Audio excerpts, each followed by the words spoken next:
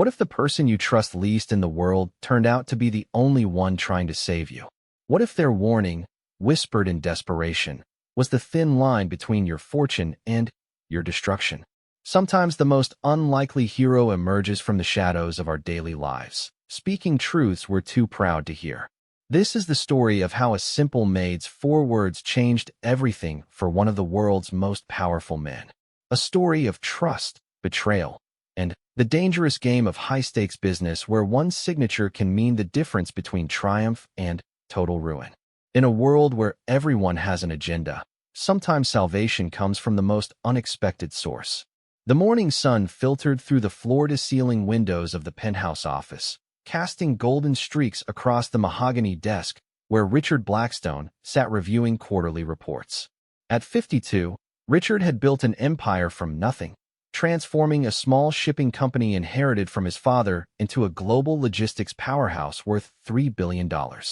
His success hadn't come from luck or connections, but from an almost supernatural ability to read people and spot opportunities others missed. Richard prided himself on being 3 steps ahead of everyone else in the room. His sharp gray eyes could dissect a business proposal in minutes, finding both its potential and its flaws with surgical precision. He had never signed a bad deal, never trusted the wrong person, and never let emotions cloud his judgment. These qualities had earned him respect, fear, and a reputation as the most ruthless negotiator in the industry. The Blackstone building dominated the Manhattan skyline, its sleek glass exterior reflecting Richard's personality perfectly, transparent yet impenetrable, modern yet timeless.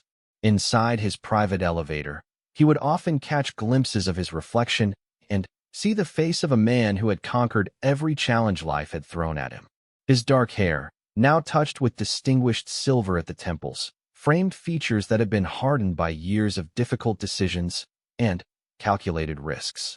This particular morning felt different, though Richard couldn't quite put his finger on why. Perhaps it was the unusual stillness in the air, or the way his coffee tasted slightly more bitter than usual.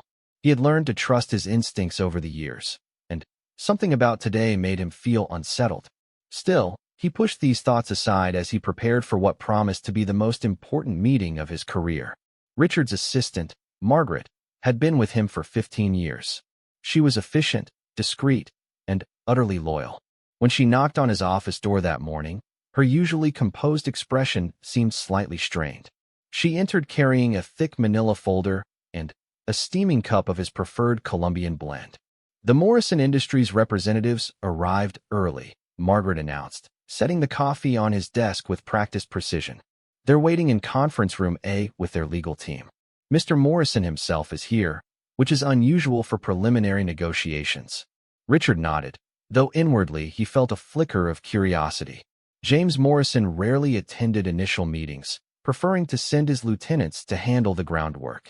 The fact that he had come personally suggested either extreme confidence in the deal or underlying desperation. Either scenario could work in Richard's favor if he played his cards correctly. Any last-minute changes to the contract terms? Richard asked, reaching for the folder. None that I'm aware of, Margaret replied, though something in her tone suggested she wanted to say more.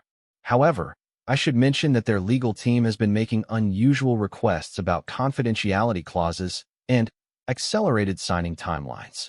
Richard's eyebrows rose slightly. In his experience, when lawyers pushed for quick signatures, it usually meant they were trying to prevent thorough review of the fine print. This knowledge only sharpened his focus. He had spent months negotiating this acquisition of Morrison Industries' European shipping routes, and he wasn't about to let eagerness cloud his judgment now. The deal represented more than just business expansion for Richard. Morrison Industries controlled some of the most lucrative shipping lanes in the Mediterranean, routes that would give Blackstone Logistics unprecedented access to emerging markets in Eastern Europe and North Africa.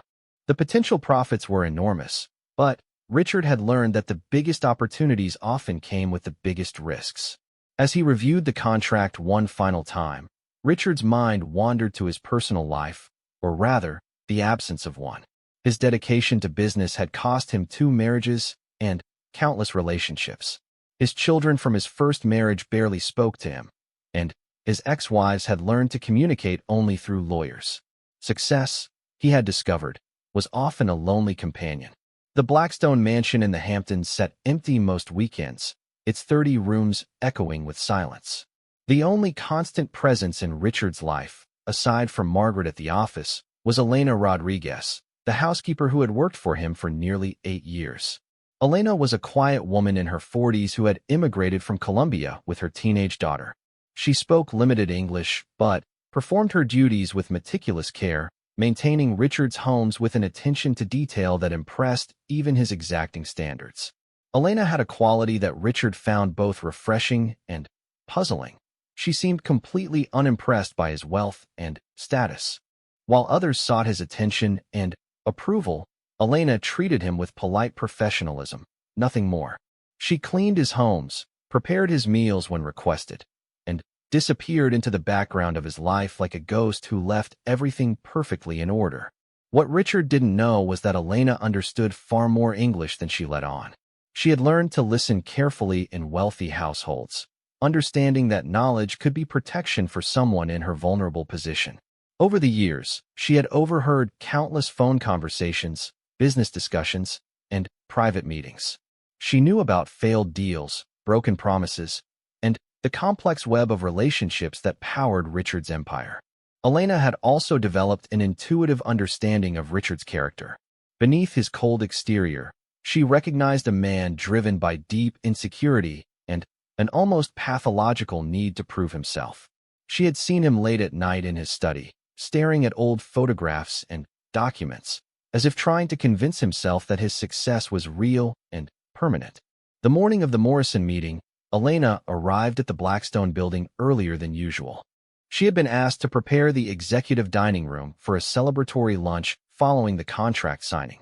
As she arranged fresh flowers and polished the silverware, she couldn't shake the feeling that something was wrong.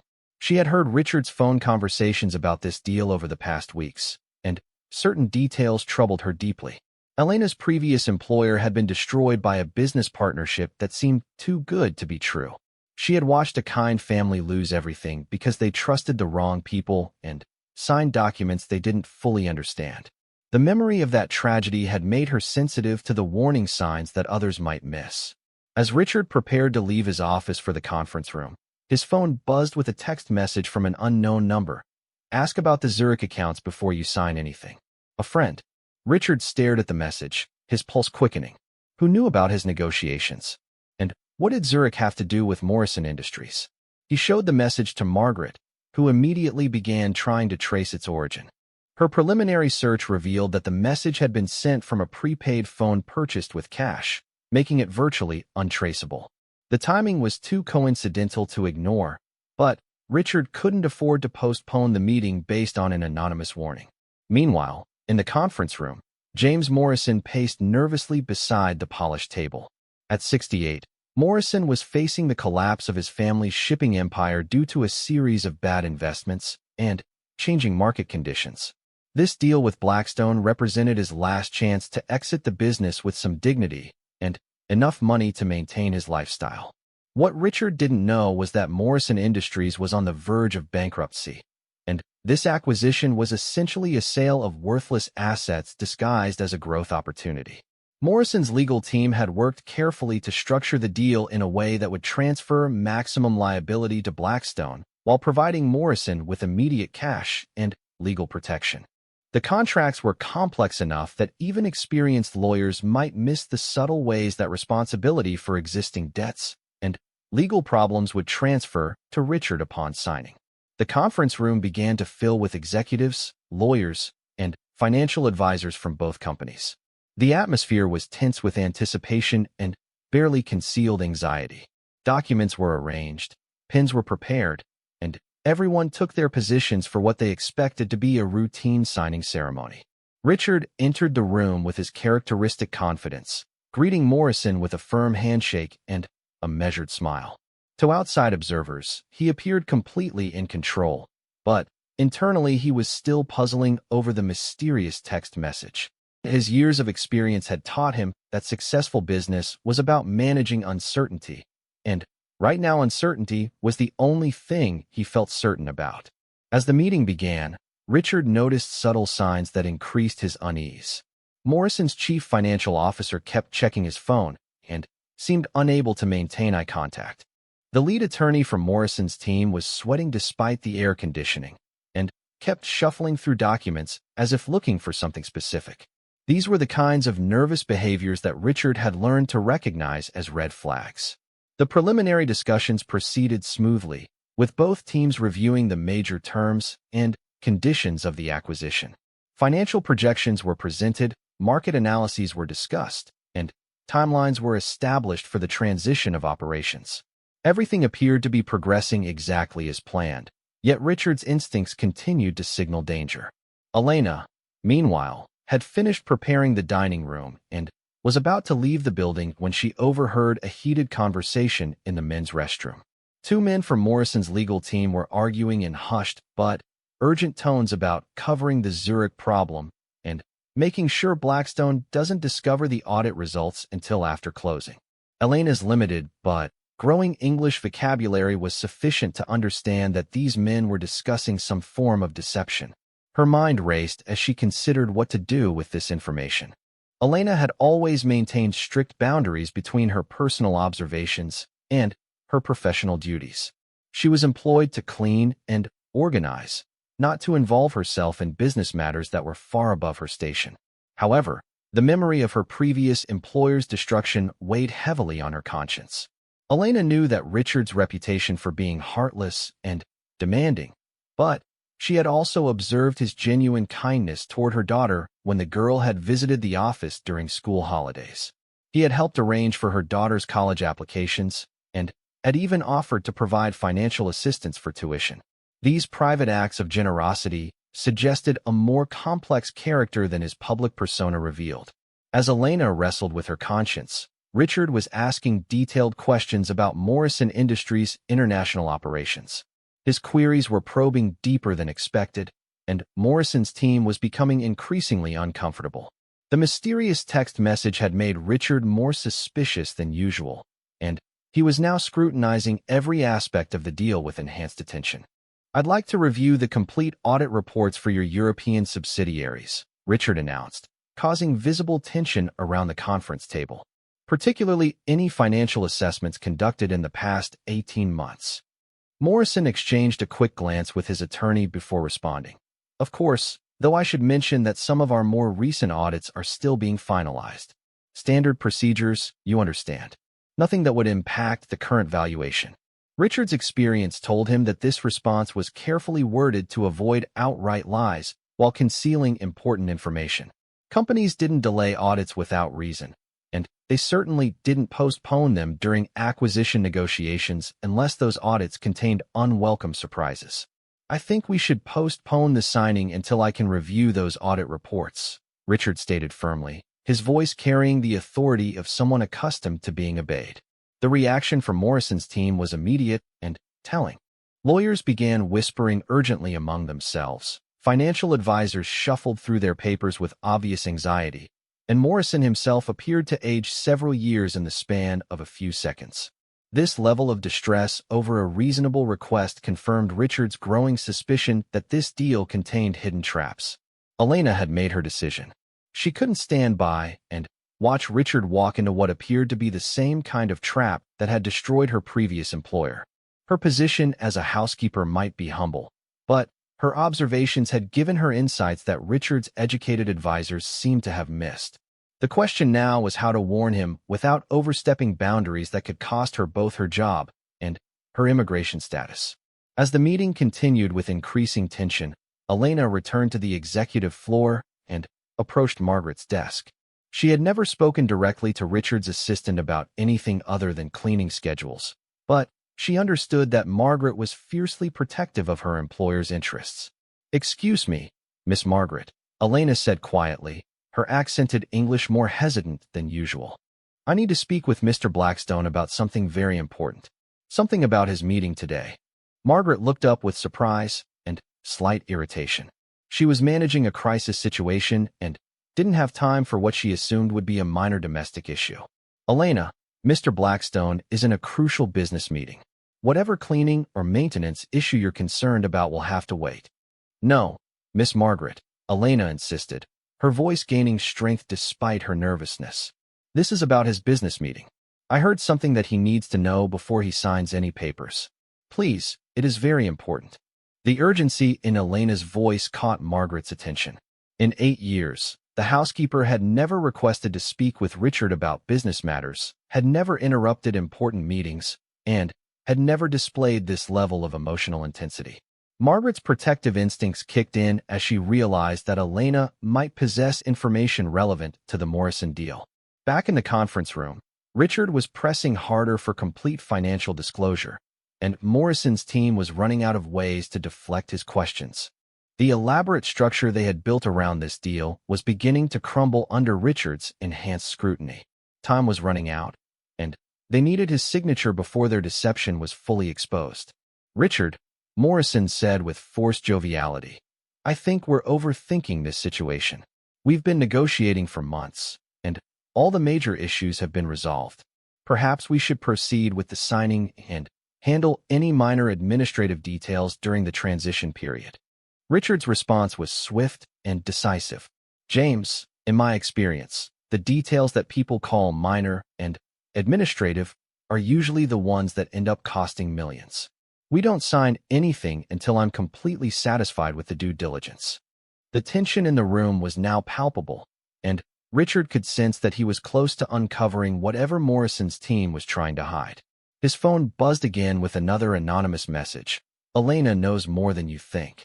Trust her. Richard stared at the message in confusion. Elena? His housekeeper? What could she possibly know about international shipping acquisitions? Before he could process this information fully, Margaret appeared in the conference room doorway with an expression of barely controlled urgency. Mr. Blackstone, I apologize for interrupting, but there's an extremely urgent matter that requires your immediate attention. It cannot wait. Richard excused himself from the meeting, noting with interest that Morrison's team seemed more relieved than annoyed by the interruption. He followed Margaret to a small adjacent office where Elena was waiting, her hands clasped nervously in front of her, and her dark eyes filled with determination and fear. Elena has something very important to tell you about the Morrison deal, Margaret explained quickly.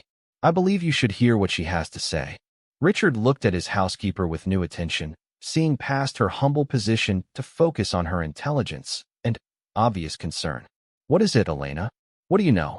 Elena took a deep breath, knowing that her next words would either save Richard from disaster or cost her everything she had worked to build in America. Mr. Blackstone, I heard the lawyers from Morrison talking in the bathroom. They were saying something about hiding problems in Zurich and making sure you don't find out about audit results until after you sign the papers. They are trying to trick you, sir, just like what happened to my old employer. Richard felt as if he had been struck by lightning. The mysterious text messages, his instinctive unease, Morrison's evasive answers, and now Elena's overheard conversation all pointed to the same conclusion. He was walking into a carefully orchestrated trap. His reputation for being always 3 steps ahead had nearly failed him because this time his enemies had found a way to feed him false information while hiding the truth. What exactly did you hear them say? Richard asked, his voice calm, but his mind racing. Elena repeated the conversation as accurately as her English allowed, describing the urgency and fear in the men's voices as they discussed concealing audit results and managing the Zurich problem. Her account painted a picture of a legal team desperately trying to complete a fraudulent transaction before their deception was discovered. Richard thanked Elena and asked Margaret to ensure she was safe and protected, understanding that her warning had likely saved him from the greatest financial disaster of his career. He then returned to the conference room with a completely different perspective on the Morrison deal and the people trying to push it through. As Richard re-entered the conference room, he could see the anxiety on Morrison's team's faces as they wondered what had caused the interruption. They had no way of knowing that their private conversation had been overheard, or that their entire deception was about to be exposed by the testimony of a woman they had probably never noticed. The silence that followed Richard's mention of Zurich was deafening. 23 people sat around the polished conference table, but the only sounds were the gentle hum of air conditioning and the barely audible ticking of an antique clock on the wall. Richard watched each face carefully, reading the story that their expressions told more clearly than any financial report ever could. James Morrison's weathered hands trembled slightly as he reached for his water glass. The man who had built a shipping empire over 4 decades now looked fragile and defeated. His eyes, once sharp with the intelligence that had navigated countless business deals, now held the hollow look of someone whose last desperate gamble had failed. "Richard," Morrison began, his voice hoarse with strain, "I'm not sure what you're implying about Zurich. Our Swiss operations are completely legitimate and properly documented." Richard leaned back in his leather chair, his expression neutral but his eyes calculating. Years of high-stakes negotiations had taught him that the most powerful weapon in business was information, and right now he held cards that Morrison's team didn't know he possessed. The question was how to play those cards for maximum advantage. "James, let's stop pretending," Richard said quietly, his voice carrying the weight of absolute certainty. "I know about the hidden liabilities, the fraudulent audit reports, and the Zurich accounts that you've been using to hide debt. What I want to understand is how long you thought you could keep this charade going." The reaction around the table was immediate and telling. Morrison's chief financial officer, a thin man named Harold Kemper, stood abruptly and began gathering his papers. "I think this meeting has become unproductive," he announced with false authority. "Perhaps we should reschedule when emotions aren't running so high." Richard's laugh was cold and mirthless. "Harold, the only emotion running high in this room is panic, and it's coming entirely from your side of the table. Sit down. We're going to finish this conversation." The authority in Richard's voice was absolute, honed by decades of commanding boardrooms and making decisions that affected thousands of employees and billions in assets. Harold hesitated, looking to Morrison for guidance, but found only a broken man staring at the table in defeat. Margaret had returned to her position near the door, ready to summon security or legal counsel as needed. She had seen Richard in crisis situations before, but never with this level of controlled fury. The betrayal went beyond business for him. It was personal. Morrison had tried to destroy everything Richard had built through elaborate deception, and that kind of attack demanded a response that would serve as a warning to others who might attempt similar schemes. Elena remained in the small adjacent office, her heart pounding as she realized the magnitude of what she had uncovered. Through the partially open door, she could hear the tension in Richard's voice and the desperate responses from Morrison's team. Part of her wanted to flee the building and pretend she had never overheard that bathroom conversation, but she understood that her involvement in this situation was far from over.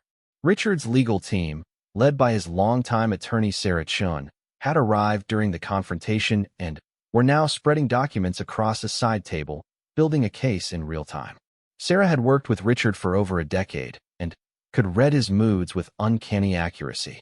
Right now, she recognized the signs of a man who intended to completely destroy his opponents through legal means.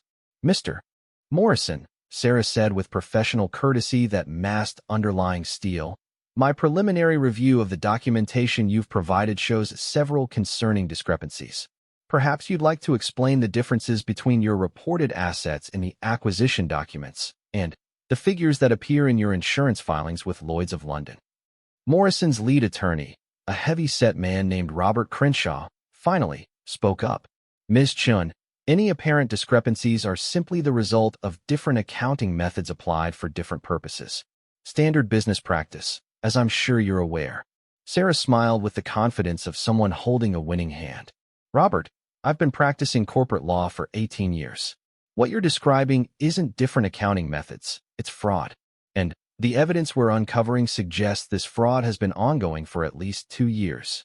The word fraud hung in the air like a physical presence, changing the entire dynamic of the room. Morrison's team was no longer negotiating a business deal. They were facing the possibility of criminal charges. The carefully constructed fiction they had built around this acquisition was crumbling, and with it, any hope of escaping their financial disaster with dignity intact. Richard stood and walked to the floor-to-ceiling windows that offered a panoramic view of Manhattan. From this height, the city looked like a complex machine with millions of moving parts, each person pursuing their own interests in an intricate dance of ambition and survival. He had always taken pride in being one of the architects of this machine, someone whose decisions influenced the movement of capital and the direction of entire industries. James, Richard said without turning around, I'm curious about something. When did you decide that destroying my company was your solution to saving yours? Morrison looked up with eyes red from strain and lack of sleep. Richard, please understand, I never intended for this to harm you personally. The financial problems we're facing, they're bigger than anything I could have imagined. When the market shifted and our investments failed, we found ourselves in a position where traditional solutions weren't available. Richard turned back to face the room, his expression unreadable. So you decided to commit fraud instead of declaring bankruptcy like an honest businessman? The accusation struck Morrison like a physical blow. Throughout his career, he had prided himself on ethical dealing and fair treatment of partners and competitors alike. The fact that desperation had driven him to deception was a source of deep shame that went beyond financial considerations. We thought we could turn things around, Morrison said quietly. If we could just buy time through this acquisition, we believed we could fix the underlying problems and make everyone whole. It wasn't supposed to be permanent fraud. It was supposed to be a temporary solution that would ultimately benefit everyone involved. Richard's response was swift and cutting. James, there's no such thing as temporary fraud. There are only permanent consequences for dishonest actions. You've destroyed your reputation, endangered your employees' livelihoods, and attempted to transfer your problems to my company without our knowledge or consent. Harold Kemper, who had been silently reviewing his options, suddenly stood again. I need to make some phone calls, he announced with obvious desperation. There are aspects of this situation that require immediate attention from our board of directors. Harold, Richard said calmly. The only phone calls you'll be making are to your personal attorney. Sarah, please inform building security that no one from Morrison Industries is to leave this floor without our explicit permission. We have reasonable suspicion of fraud, and I want to ensure that evidence isn't destroyed while we sort this out. The implications of Richard's words sent shock waves through Morrison's team. They were no longer free to leave, and their every action was now being monitored and documented. What had begun as a business meeting had transformed into something closer to an interrogation. Elena, listening from the adjacent office, felt a mixture of relief and apprehension. Her warning had clearly prevented Richard from making a catastrophic mistake, but she was beginning to understand that her involvement had triggered a chain of events that would have far-reaching consequences for everyone involved. Margaret approached Elena with a gentle expression. You did the right thing, she said quietly. Mr. Blackstone has been betrayed by people he trusted, and your honesty may have saved not just his company but the jobs of thousands of employees who depend on Blackstone Logistics for their livelihoods. Elena nodded, though she still felt overwhelmed by the magnitude of the situation.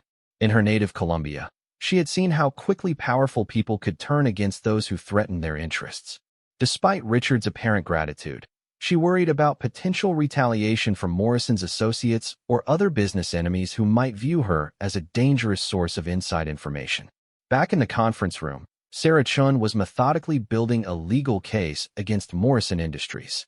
Her team had established video conference connections with forensic accountants, international law specialists, and investigators who could begin tracing the network of deception that Morrison's team had constructed.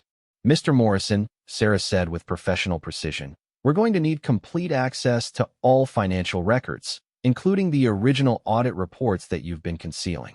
We're also going to need a full accounting of all Zurich transactions and any other offshore activities that weren't disclosed in the acquisition documents. Morrison looked to his attorney for guidance, but Robert Crenshaw was busy trying to manage his own legal exposure. Lawyers who knowingly participate in fraudulent schemes can face both civil and criminal liability, and Robert was rapidly calculating his options for protecting himself.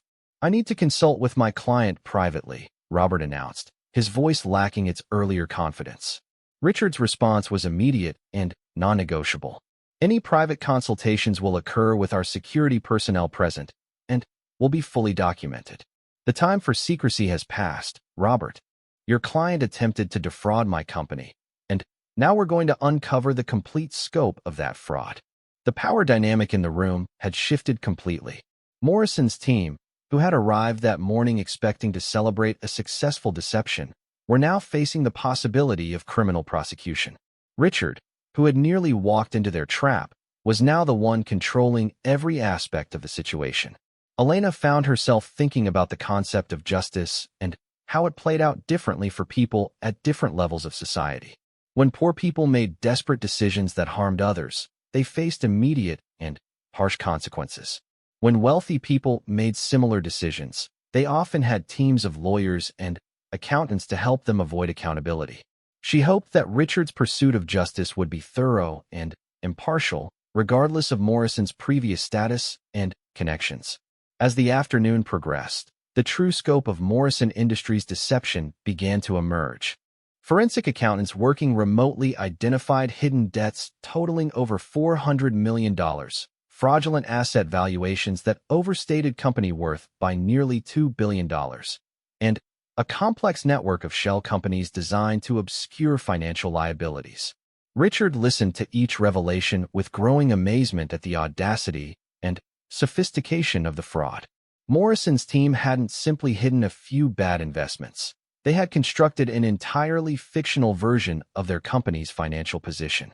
The acquisition documents bore almost no resemblance to the actual state of Morrison Industries. "James," Richard said during a brief break in the proceedings, "help me understand something. Did you really think I wouldn't discover this eventually? Did you believe you could transfer billions in hidden debt to my company and somehow escape detection?" Morrison's response revealed the depth of his desperation. "Richard, we were facing complete bankruptcy within 60 days. Our employees would have lost their jobs, our shareholders would have been wiped out, and companies throughout our supply chain would have been damaged by our collapse. This seemed like the only way to prevent that catastrophe." Richard's expression softened slightly as he recognized the genuine anguish in Morrison's voice. Despite the fraud and deception, there was no doubt that Morrison had been driven by a desire to protect the people who depended on his company. This didn't excuse his actions, but it provided context that made the situation more tragic than simply criminal. "James, there were other options," Richard said quietly. "You could have come to me honestly, explained your situation, and asked for help. I might have been willing to structure a deal that protected your employees while allowing you to exit with some dignity intact. Instead, you chose deception, and now everyone you were trying to protect will suffer the consequences." The truth of Richard's words was evident to everyone in the room. Morrison's attempt to solve his problems through fraud had ensured that those problems would become much worse for everyone involved. His employees would not only lose their jobs, but would also face the stigma of working for a company that had collapsed due to executive fraud. Shareholders would face complete losses rather than the partial recovery that might have been possible through honest bankruptcy proceedings. Elena, observing from the sidelines, was struck by the complexity of the situation. She had prevented one injustice, the defrauding of Richard's company, but couldn't prevent the larger injustice that Morrison's employees and innocent shareholders would face as a result of their executives' desperate actions.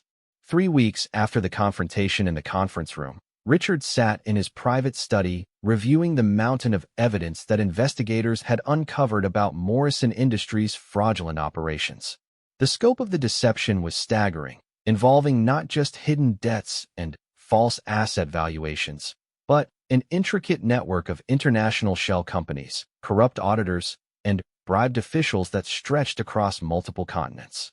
Elena had been questioned extensively by federal investigators, who were amazed by her ability to recall specific details from the overheard conversation despite English being her second language. Her testimony had become a cornerstone of the criminal case against Morrison's executive team, and prosecutors were confident that her evidence would help secure convictions for fraud, conspiracy, and money laundering. The media attention surrounding the case had been intense and largely favorable to Richard's company. Business publications praised his thorough due diligence and decisive action when presented with evidence of fraud.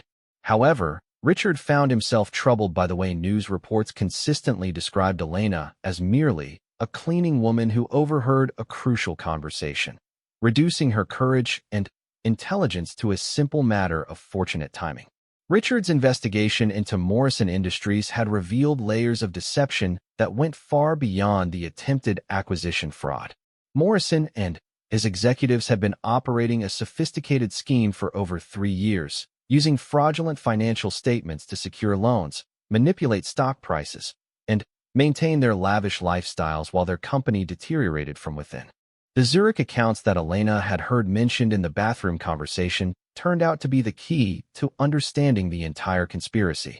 Swiss banking records, obtained through international law enforcement cooperation, showed that Morrison's executives had been systematically transferring. As evening approached, law enforcement officers arrived to begin formal criminal investigations. The conference room that had been prepared for a celebration was now the scene of one of the largest corporate fraud cases in recent New York history. Richard's decision to pursue criminal charges rather than simply walking away from the deal sent a clear message to the business community about the consequences of attempting to defraud Blackstone Logistics. Margaret coordinated with building security to ensure that evidence was properly preserved and that Morrison's team remained available for questioning. The investigation would likely continue for months, but the immediate crisis had been resolved through Elena's courage and Richard's decisive response. Elena was finally allowed to return home that evening, but she knew that her life had changed fundamentally. She was no longer just a housekeeper who cleaned Richard's homes and remained invisible in the background. She had become someone whose judgment and observations had proven invaluable in protecting a business empire worth billions of dollars. Richard remained in the building late into the night, working with his legal team to document everything that had occurred and to begin the process of ensuring that justice was served. But his thoughts kept returning to Elena and the remarkable chain of events that had saved his company. A woman whose English was limited and whose formal education was minimal had demonstrated better business judgment than teams of highly paid professionals. The realization forced Richard to confront uncomfortable truths about his own assumptions and prejudices. He had spent years surrounding himself with people who shared his background and education, missing opportunities to benefit from different perspectives and experiences. Elena's warning had not only saved his fortune, but had also opened his eyes to the value of truly listening to people regardless of their position in his organization. As the city lights twinkled below his office windows, Richard began to understand that this day would mark more than just the end of a fraudulent business deal. It would be the beginning of a fundamental change in how he approached relationships, trust, and the assessment of character. The maid who had warned him against signing that contract had taught him lessons that no business school could provide, and he was determined to honor that gift by becoming a better leader and human being. Richard took his seat and smiled with a coldness that made everyone in the room uncomfortable. "Gentlemen, before we proceed, I'd like to discuss the audit situation in Zurich. I think it's time we put all our cards on the table." The effect of these words was instantaneous and devastating. Morrison's chief financial officer turned pale, the lead attorney dropped his pen, and Morrison himself seemed to deflate like a punctured balloon. Their carefully constructed facade crumbled in seconds, revealing the desperation and deception that lay beneath. Richard had learned a valuable lesson that morning. Sometimes the most important intelligence comes not from expensive consultants or sophisticated analysis, but from the quiet observations of someone who has nothing to gain except the satisfaction of doing what's right. Elena's courage in speaking up had saved him from a trap that would have destroyed everything he had built. The morning that had started with routine confidence had transformed into a revelation about trust, deception, and the unexpected sources of wisdom that exist in every life. Richard realized that his success had made him arrogant and blind to the value of perspectives outside his elite circle. Elena's warning had not only saved his fortune but had also taught him something profound about the nature of loyalty and courage. As the Morrison deal collapsed around the conference table, Richard understood that this day would mark a turning point in his life and business practices. The maid who had warned him against signing that contract had done more than save his money. She had opened his eyes to a world of insight and integrity that he had almost missed entirely.